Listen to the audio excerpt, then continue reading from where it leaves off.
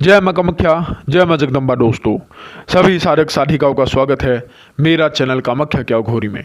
दोस्तों, आज मैं बहुत दिनों के बाद आप लोग के लिए एक बहुत बढ़िया गुप्त शक्ति का साधना लेकर आया हूँ। ठीक है, और ये जो साधना है ये मायाओं का एक बहुत बढ़िया और विचित्र शक्ति का साधना है। ये जो साधना बताने जा रहा हूँ, ये जो शक्ति होगा इसका एक बहुत बढ़िया गुण है। ठीक है, जो गुण सभी लोगों को शायद पसंद आएगा। ये जो शक्ति है ये तंत्र काटने में सबसे ज़्यादा माहिर है। ठीक है, तंत्र काट करना, किसी के ऊपर से भूत प्रेत बाधाओं को हटाना, ये बहुत अच्छा कर्म है। ठीक है, ये जो कर्म करते हैं बहुत अच्छा काम करते हैं, जो शांति कर्म कहलाता है। ठीक है, किसी मरीज को जैसे मान लो इलाज की ज़रूरत है या फिर किसी बीमारी का इलाज पता करना, तो ये जो चीज़ें हैं ये शक्ति के माध्यम से बहुत ज़बरदस्त काम होता है। ठीक है, ये जो शक्ति का नाम है आप लोगों को बताता हूँ। इस शक्ति का नाम है मादार दुम बोलते हैं इसे। ठीक है, ये एक औरत जात की शक्ति है। ठीक है, और इसका ताकत कैसा है, कितने दिन का साधना होता है, कैसे इसका विधि विधान किया जाएगा और क्या क्या काम करेगा आप लोगों के लिए, वो सब मैं आपको वीडियो में बताता हूँ। तो वीडियो को स्टॉप बिना किए आप लोग अच्छे से देखो। और सभी को बस एक ही बात बताना चाहता हूँ कि यहाँ पे 11,000 लोग हैं। ये मैंने पहले ही बोला है कि उस चैनल से जुड़ जाओ। जितना इस चैनल को आप लोगों ने प्यार दिया है, उस चैनल को भी प्यार दो, उसमें जुड़ जाओ। बस 1000 लोग जुड़ जाओ, उसके बाद जुड़ने की ज़रूरत नहीं है। तब मैं आप लोग के सामने लाइव आ सकूँगा। ठीक है, और ये आप लोगों के ही हित के लिए होगा, जो मेरे को आप लोग को लाइव क्रिया करके दिखाना है। ठीक है, जिसमें आप लोग को जैसा साधना में कैसे बैठोगे, क्या करना है, तो हर चीज़ में आप लोग को बता सकूँ। ठीक है, और निःशुल्क वहाँ पे सिखाया भी जाएगा। तो बिना देर किए उस चैनल को सब्सक्राइब कर दो। डिस्क्रिप्शन बॉक्स में उसका मैं लिंक वहाँ पे डाल दूंगा, तो आप लोग वहाँ पे सब्सक्राइब कर देना। ठीक है, तो बता रहा हूँ कि मादार दुम का साधना किस प्रकार होता है।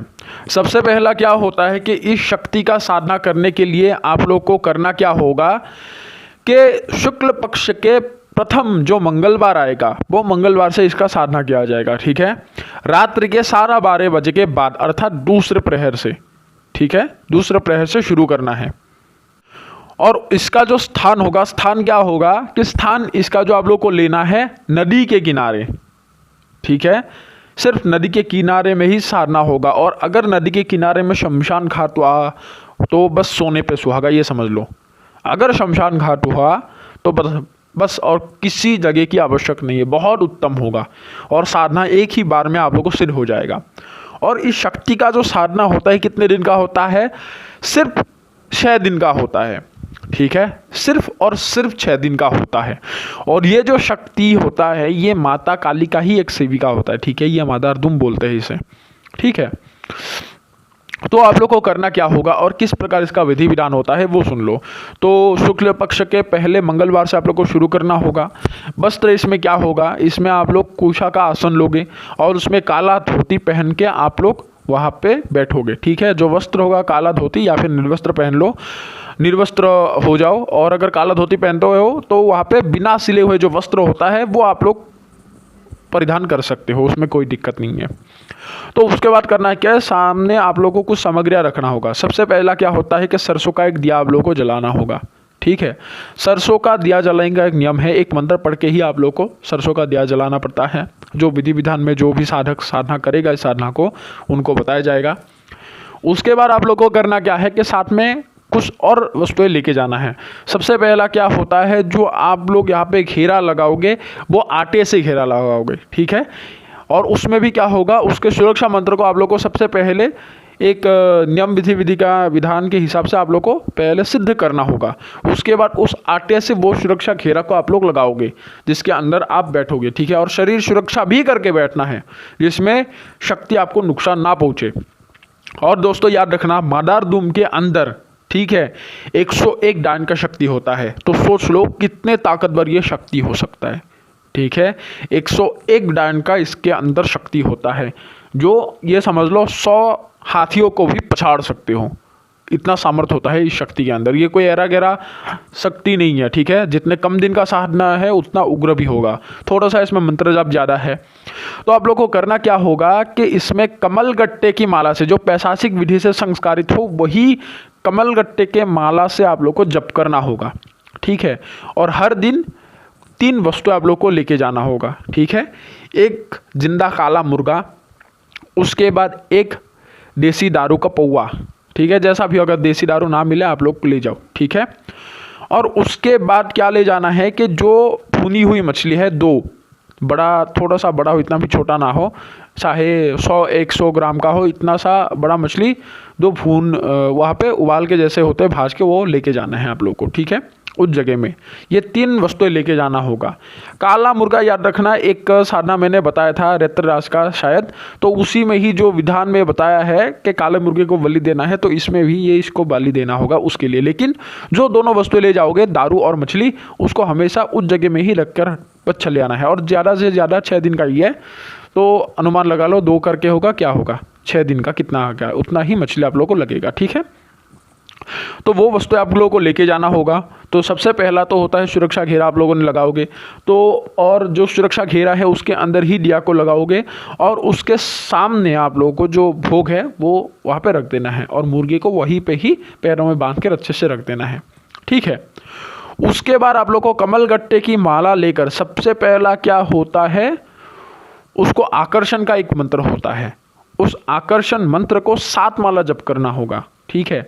7 माला जप करने के बाद मूल माला को आप लोगों को 51 माला जप करना है, हर रोज 51 माला, तो 58 माला हो गया आकर्षण मंत्र के साथ साथ।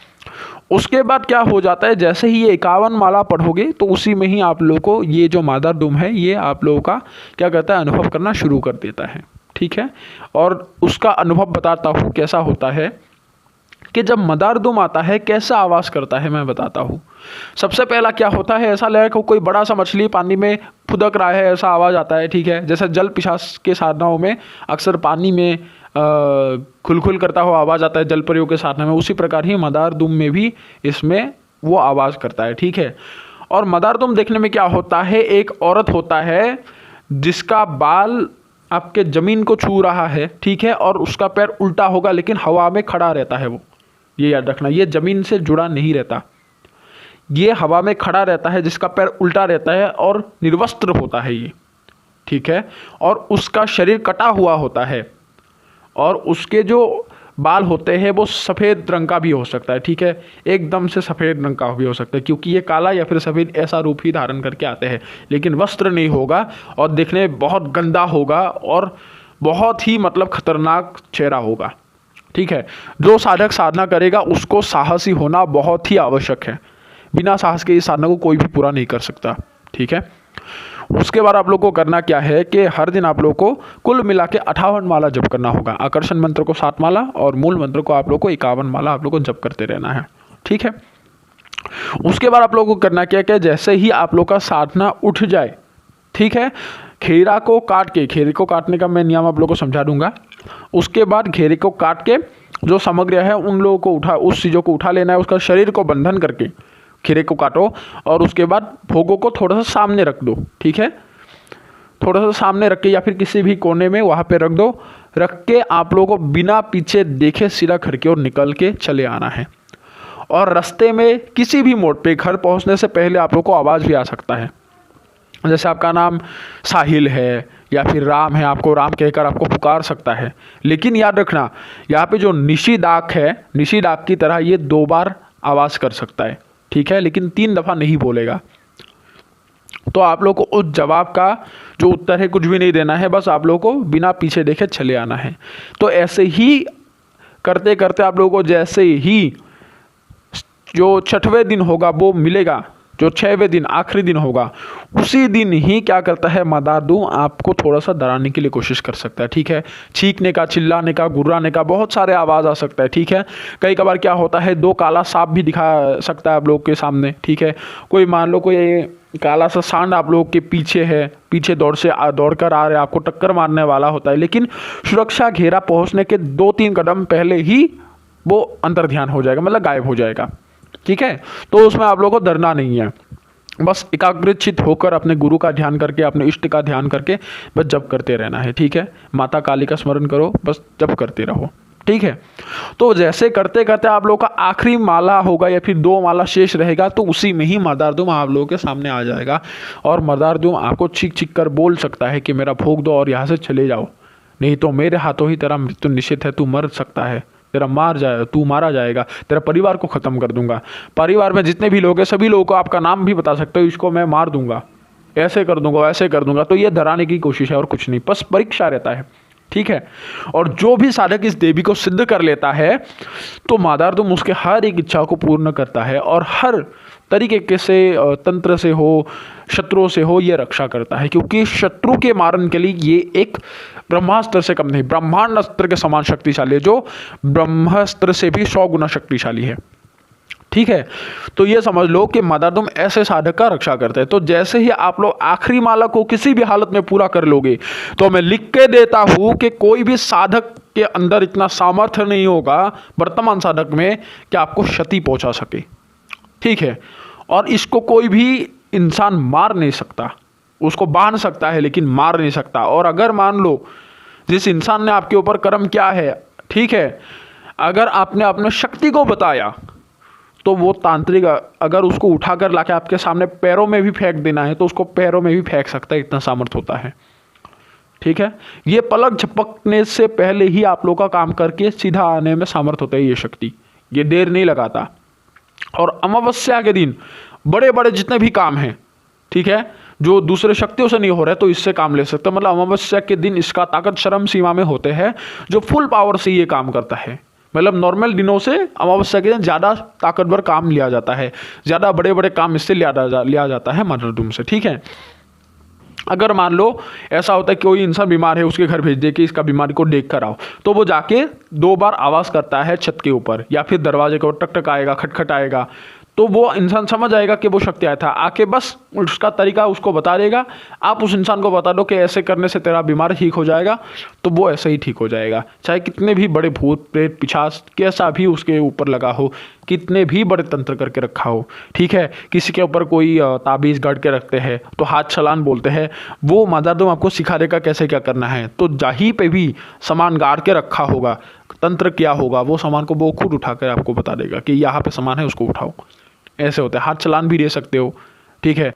तो उसके बाद क्या होता है, जैसे ही 6वें दिन आपका ये कार्य होता है कि जब मादारदुम आप लोगों के सामने होते हैं तो मादारदुम आपके ऊपर प्रसन्न होकर वो बताते हैं कि बेटा मैं तेरे भक्ति से खुश हूँ, क्या इच्छा है बोल, क्या चाहता है तुम मुझसे, बता क्या इच्छा है तेरा, मैं उसको पूरा करने के लिए तेरे पास आया हूँ। तो उसी में ही उनको माता कहकर प्रणाम करना है, ठीक है। ये कोई आपका गुलाम नहीं होगा, ठीक है, ऐसा कोई प्रेतनी भूतनी की तरह ऐसा नहीं होता है कि आपका प्रेमिका के रूप में सिद्ध हो, ये इसको माता कहकर ही सम्मान करना, ठीक है। जैसे माता काली का सेविका होते योगिनियाँ, तो योगिनियों को जैसे आप लोग माता कहकर सम्मान करते हो, तो उसी प्रकार ही इनको भी माता कहकर ही सम्मानित करना है, ठीक है। ये कोई भी प्रेमिका दोस्त ऐसे रूपों में ये सिद्ध नहीं होता, ठीक है। जैसे डायन पत्नी के रूप में रहते हैं, संभोग करते हैं, तो ऐसा ये घिनौना गंदा काम नहीं करता, ठीक है। तो उनको माता कहकर ही उनको सम्मान करना है। तो उसका बोलना है कि हे माता, मैं आपके दर्शन का इच्छुक था, बस आपका दर्शन मिल चुका, यही मेरे लिए सौभाग्य है और मैं इसमें ही धन्य हो गया। तो तब भी आपको बताएगा कि हाँ ये तो मैं समझ गया हूँ, लेकिन तेरा क्या इच्छा है वो बता, मैं तेरा इच्छा पूरा करने के लिए आया हूँ। तो तब बोलना है कि हे माता, अगर मेरी इच्छा को आप पूर्ण करने के लिए आए ही हो तो बस मेरा एक ही इच्छा है कि आप मेरे साथ हमेशा रहो, हर कामों में मेरा साथ दो। जब भी मैं आपका इच्छा करूँ, आपका आह्वान करूँ, तो उसी आह्वान में ही आप हर समय मेरे पास आ जाओ। कोई भी समय मैं आपका आह्वान करूँगा तो उसी समय ही आप मेरे पास उपस्थित हो, और जो भी इच्छा होता है मेरा, या फिर किसी काम के लिए मेरे को मदद की ज़रूरत है, तो उसी काम को मेरा पूरा कीजिए, ठीक है। जहाँ पे भी जाऊँ हर रास्ते में मेरे को सफलता हासिल हो, ऐसा आपका विशेष कृपा मेरे ऊपर हमेशा रहे, ठीक है। और उनसे कुछ वचन भी लिया जाता है, लेकिन इतना ज़्यादा नहीं, इनसे सिर्फ 3 ही वचन लिया जाता है, ठीक है। ये कोई ऐसा शमशानिक शक्ति नहीं होता है जिसमें आपके घर में या फिर परिवार में प्रभाव मिलता है, ठीक है, या फिर प्रभाव पड़ता है, तो ऐसा कोई चीज़ नहीं है। हाँ, अर्थात शक्तियों का मालिक हो सकता है लेकिन बुरे प्रभाव नहीं डालता, क्योंकि माँ कहकर आप सम्मानित करोगे तो एक बेटे की तरह आपका ख्याल रखेगा, जैसे कैलाश परी रखता है, ठीक है। जो भी साधक उसे सिद्ध करता है, तो उसके लिए आपको लोगों को घबराना नहीं है। तो 3 वचन लेने के बाद क्या होता है, उन्हें बुलाने का तरीका पूछा जाता है। तो वो जो मादारदुम होता है वो अपने को या फिर आपको बुलाने का तरीका बता देगा। लेकिन हाँ, ये बात याद रखना कि मादारदुम को जिन लोगों ने, मेरे गुरु भाइयों ने सिद्ध किया है या फिर मैंने भी अगर किया है, तो ये समझ लो आप लोग, उनमें से उनका एक आसन दिया लगेगा, ठीक है, आसन देना होगा उनको। आसन जो देने का नियम है काठ का बना के, वो मदारदूम आप लोग को बता देगा कैसे उनका आसन देना है, कैसे कमरे में देना होगा, ठीक है। अगर मान लो आप लोगों का अभी कमरे में जगह नहीं है तो उनको बता दो कि जब मेरा ऐसा अवस्था सही हो जाए तो मैं आपका आसन दे दूंगा, तब तक बिना आसन के ही आप लोगों का काम करेगा।